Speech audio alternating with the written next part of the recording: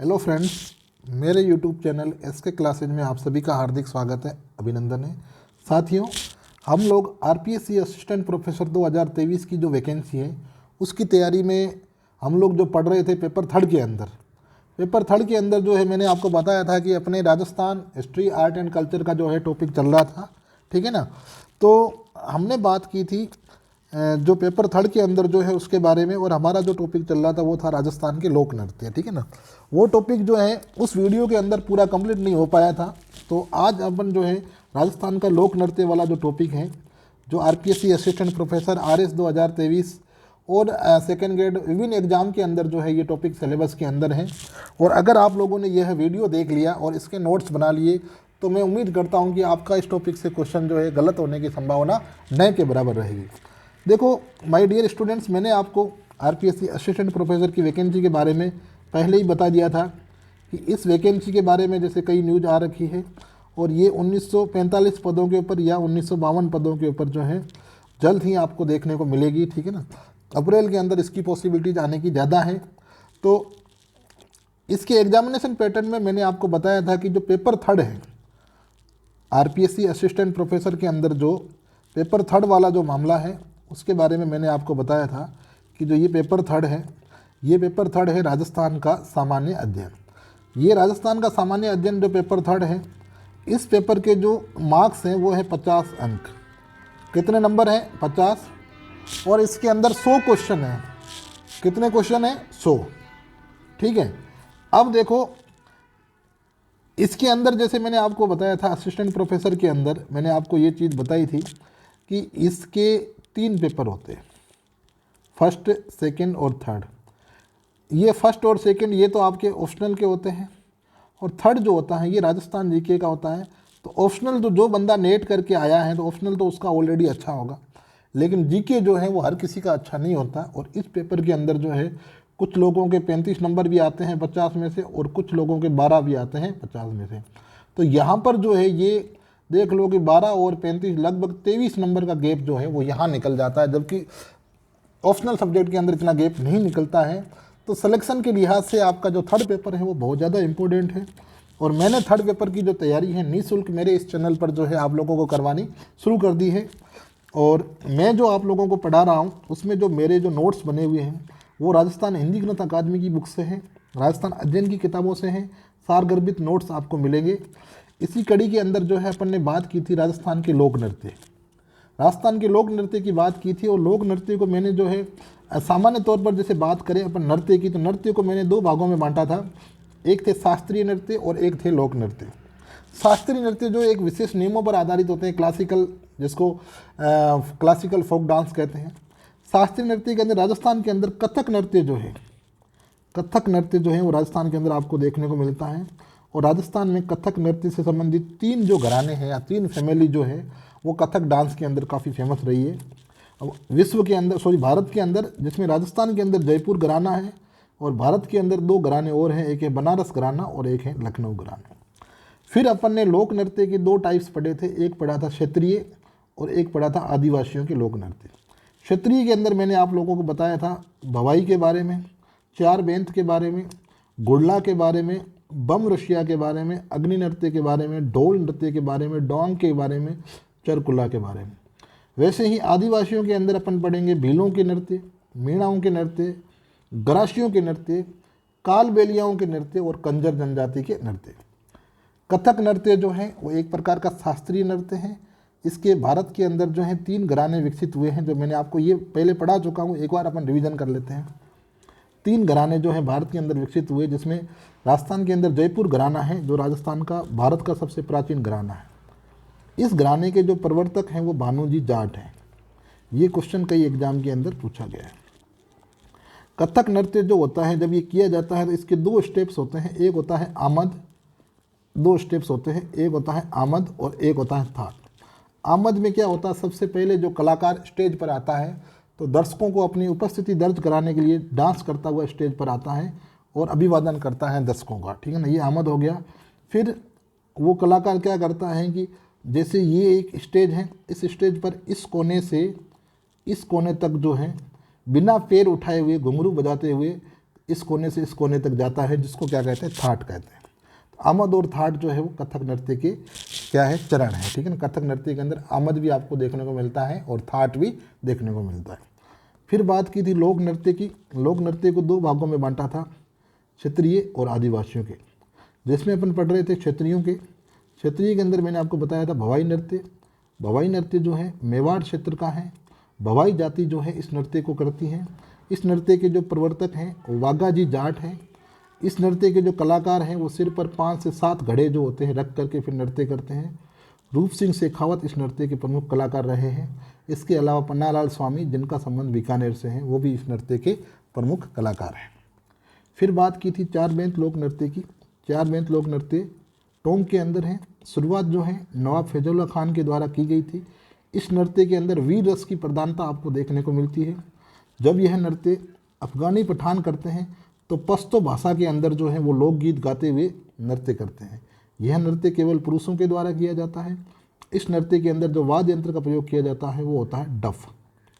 दूसरा जो नृत्य है कच्छी घोड़ी, यह एक व्यावसायिक श्रेणी का नृत्य है। मतलब इसके डांसर जो होते हैं मतलब पैसे भी दूसरे भी लेते हैं, लेकिन इसको व्यावसायिक श्रेणी में माना जाता है।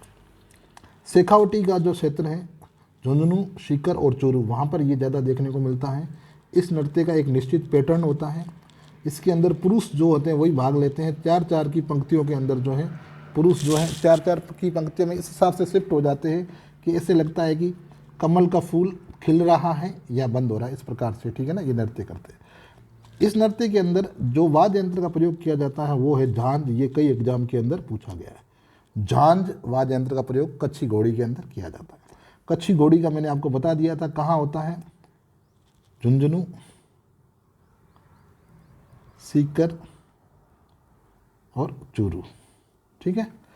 अब देखो गींदड़, अगला नृत्य है गींदड़। यह आपके शेखावटी क्षेत्र का है। चूरू, झुंझुनू, सीकर का पुरुषों के द्वारा किया जाता है। पुरुषों के अंदर एक जो पुरुष है वो महिलाओं का वेश धारण कर लेता है, उसको गणगौर कहते हैं। क्या कहते हैं? गणगौर कहते हैं।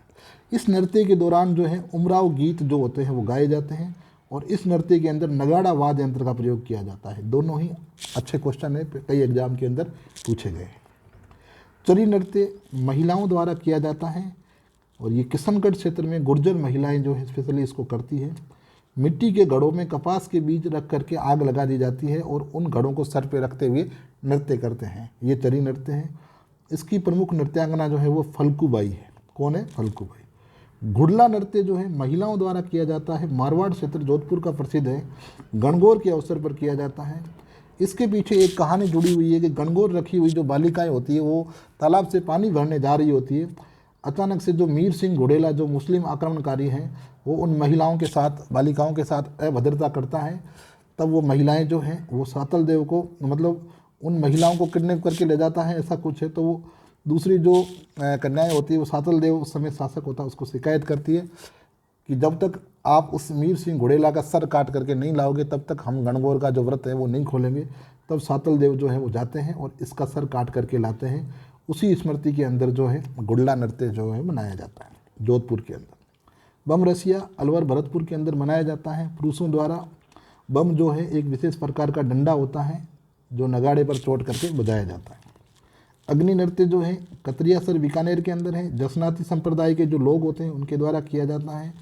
जसनाथ जी जो है एक प्रमुख संत रहे हैं। कतरियासर बीकानेर इनकी कार्यस्थली रही है और इनको कतरियासर बीकानेर की जो जागीर है वो सिकंदर लोदी के द्वारा प्रदान की गई थी। ये आपके जो है कई एग्जाम के अंदर क्वेश्चन पूछा गया है। इस संप्रदाय के लोग जब अग्नि नृत्य करते हैं तो फतेह फतेह शब्दों का उच्चारण करते हैं। फिर है डांग नृत्य। डांग नृत्य आपके नाथ द्वारा राज संबंध में होता है। ढोल नृत्य जालोर के अंदर होता है। ढोल नृत्य करने वाले जो संप्रदाय हैं वो है सांचलिया संप्रदाय। ढोल नृत्य जो है एक विशेष शैली के अंदर किया जाता है जिसे कहते हैं थाकना शैली। चरकुला नृत्य भरतपुर और अलवर के अंदर देखने को मिलता है। भरतपुर और अलवर के अंदर, ठीक है ना। बिंदोरी नृत्य जो है झालावाड़ के अंदर। घूमर है, इसको राज्य नृत्यों की आत्मा कहते हैं। राजस्थान का राज्य नृत्य भी है। घूमर जो है जब साधारण स्त्रियों द्वारा जब ये नृत्य किया जाता है तो उसको घूमर कहते हैं। जब घूमर जो है राजपूत स्त्रियां करती है तो उसको लूर कहते हैं। जब घूमर बालिकाओं द्वारा किया जाता है तो उसको झुमरिया कहते हैं। हिंडोला होली के अवसर पर जैसलमेर में। तेरे ताली रामदेव जी लोक देवता जो है, पांचों पीर के अंदर जो एक रामदेव जी हैं, तो रामदेव जी की आराधना के अंदर कामड़ जाति की जो महिलाएं हैं उनके द्वारा जो है तेरे ताली नृत्य किया जाता है। और इस नृत्य का जो उद्गम है, जगह है, वो है पदराला पाली। 13 मजीरे जो होते हैं पैरों पर हाथों पर बांध करके ये नृत्य किया जाता है। अब बात करते हैं नेक्स्ट जो है मछली नृत्य के बारे में। कौन सा नृत्य है? अगला मछली है। तो मछली नृत्य के बारे में मैंने आप लोगों को वैसे बता रखा था पहले ही, आप लोगों को पता होगा कि जो मछली नृत्य हैं ये आपके कहाँ किया जाता है? मछली नृत्य किया जाता है बाड़मेर के अंदर। कहाँ किया जाता है? बाड़मेर के अंदर। जो बंजारा महिलाएं होती हैं या बंजारा जो जाति की स्त्रियां होती हैं उनके द्वारा किया जाता है। ये नृत्य की एक खासियत है कि इसकी जो शुरुआत होती है, इसकी शुरुआत तो हर्ष के साथ, मतलब खुशियों के साथ, और जो इसका अंत होता है वो होता है दुखद, रोते हुए। तो ये आपके मछली नृत्य हो गया। फिर आपके जो फैजन नृत्य हैं, ये फैजन आपके डूंगरपुर और बांसवाड़ा के अंदर, ठीक है। रणबाजा जो नृत्य हैं ये आपके अलवर, अगर ज़्यादा विशेष बात करें तो मेवात क्षेत्र के अंदर, मेवात क्षेत्र के अंदर जो है स्त्री और पुरुष इन दोनों द्वारा रणबाजा नृत्य जो है वो किया जाता है। फिर बात करते हैं डांग नृत्य की। तो डांग नृत्य जो है आपका नाथ द्वारा के अंदर, नाथ द्वारा कहाँ है? राज संबंध है।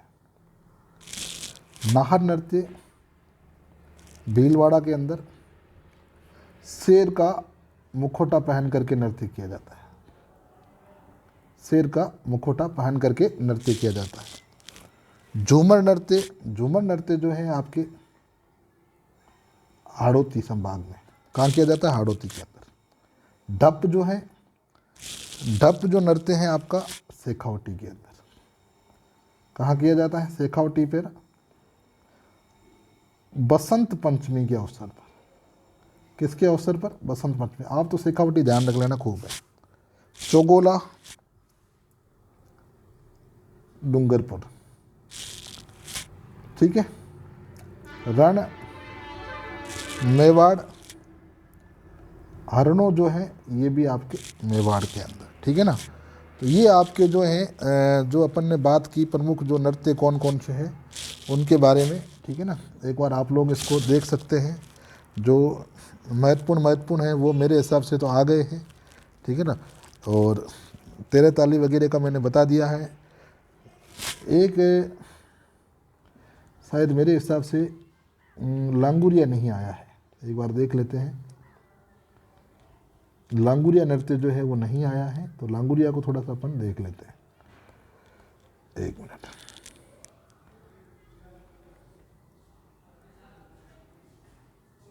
लांगुरिया, लांगुरिया जो है आपके केला देवी की स्मृति में, केला देवी की स्मृति में करौली के अंदर, ठीक है ना।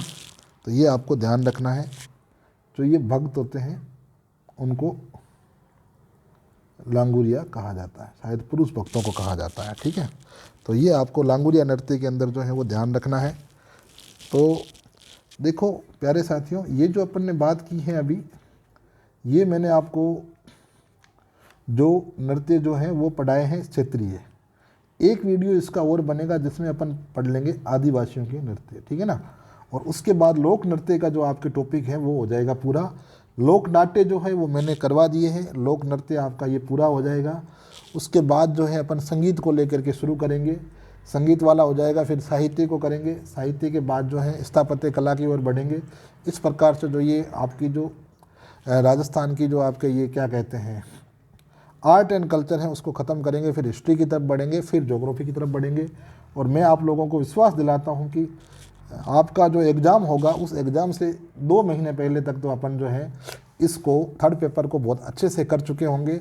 और साथ में अपन जो है मैंने 10 क्वेश्चन की एक जो टेस्ट सीरीज की श्रृंखला है वो भी शुरू की है। आप लोगों को पता होगा, कोई जो नए साथी हैं उन लोगों को बता दूं, मैं जो मेरे नए जो मित्र हैं उन लोगों को बता दूं कि 10 क्वेश्चन की जो है मैंने एक श्रृंखला शुरू की है। तो आप लोग डेली वो श्रृंखला के अंदर 10 क्वेश्चन अपलोड किए जाते हैं और शाम को उन 10 क्वेश्चन की जो है व्याख्या होती है। तो आप लोग अगर नए हो तो आप लोग, जैसे मैं एक बार बता देता हूँ आपको 10 क्वेश्चन का क्या मामला है, ये आप लोग देख सकते हो। देखो ये 10 क्वेश्चन की श्रृंखला जो है मैंने शुरू कर दी है, ठीक है ना। और इसके अंदर जो है ये आपके जो है कल के क्वेश्चन हैं। तो पहले ये क्वेश्चन चैनल के ऊपर अपलोड किए जाते हैं, बाद में शाम को इनकी विस्तृत व्याख्या जो है मैं करवाता हूँ। तो ये आप लोग देख सकते हैं कि एक वीडियो के द्वारा आपके 10 से 15 मिनट का एक वीडियो है और उसके द्वारा आपके 40-50 क्वेश्चन जो है वो तैयार हो जाते हैं। ये आप लोग देख सकते हैं मेरे साथ, ये आप लोग स्पष्ट आप लोगों को पता चल रहा होगा, ठीक है ना। तो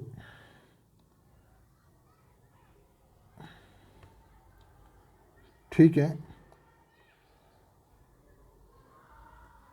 देखो मैं आपको इस प्रकार की किताबों के जो नोट्स हैं वो बना करके फिर आपको पढ़ाता हूँ। तो आप लोग ट्रस्ट रखें, आपका नुकसान नहीं होगा, मैं इस चीज़ को समझता हूँ। और आपका जो थर्ड पेपर है वो बहुत अच्छा हो जाएगा। मिलते हैं नेक्स्ट वीडियो के अंदर, तब तक इजाज़त दीजिए और चैनल पर अगर नए हो तो ज़रूर सब्सक्राइब कर लें। Thank you very much. जय हिंद, जय भारत।